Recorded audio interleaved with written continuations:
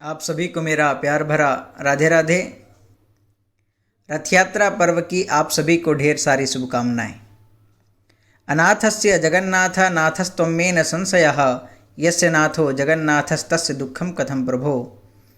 जिनका इस दुनिया में कोई नहीं है उनके स्वामी श्री जगन्नाथ भगवान हैं, इसमें कोई शंका नहीं करनी चाहिए। जिसके स्वामी जगन्नाथ भगवान हैं तो उसके जीवन में कभी कोई दुख नहीं आ सकता।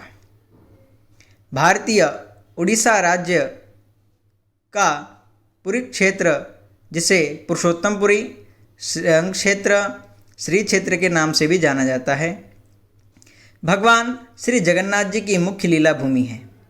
उत्कल प्रदेश के प्रधान देवता श्री जगन्नाथ जी माने जाते हैं। भारतीय सनातन परंपरा में ज्येष्ठ पूर्णिमा के दिन ओडिशा स्थित जगन्नाथपुरी में भगवान जगन्नाथ जी का स्नान यात्रा का महोत्सव मनाया जाता है, जिसमें भगवान जगन्नाथ, बलराम एवं सुभद्रा जी के काष्ठ के विग्रह को स्नान हेतु मंदिर से बाहर लाया जाता है। इस यात्रा को पहाड़ी कहते हैं। श्री विग्रह को मंदिर से बाहर लाने के पश्चात उन्हें सूती परिधान धारण करवाकर पुष्प आसन पर विराजमान किया जाता है। पुष्प आसन पर विराजमान करने के पश्चात भगवान जगन्नाथ को 108 स्वर्ण कलशों द्वारा कुएं के चंदन मिश्रित शीतल जल से स्नान कराया जाता है। इसको ही शास्त्रों में महाजलाभिषेक का नाम दिया गया है।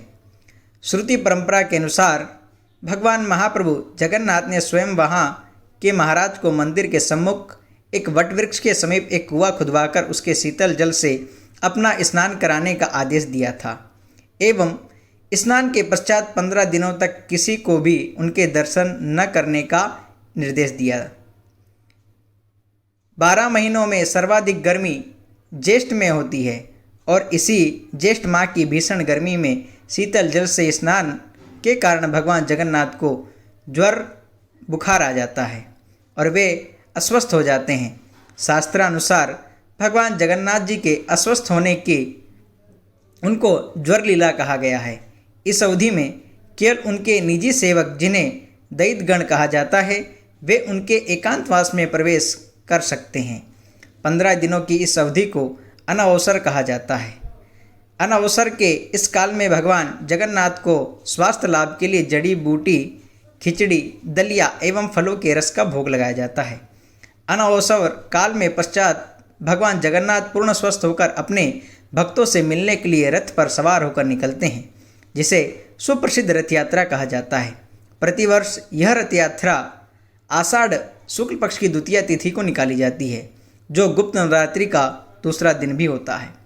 इस तरह वर्तमान में क्वारंटाइन के सिस्टम को सनातन परंपरा अनादिकाल से निर्वहन करता आ रहा है तथा एक दूसरे से दूरी बनाकर रहने की परंपरा भी कहीं न कहीं यही से मिलती है। इसके बाद रथ यात्रा में लाखों लोगों की भीड़ भी इसी बात का संकेत देती है कि एकता में बल है। जगन्नाथ के भात को जगत पसारे हाथ, और बड़े भाग्य से मिलता है जगन्नाथ का भात।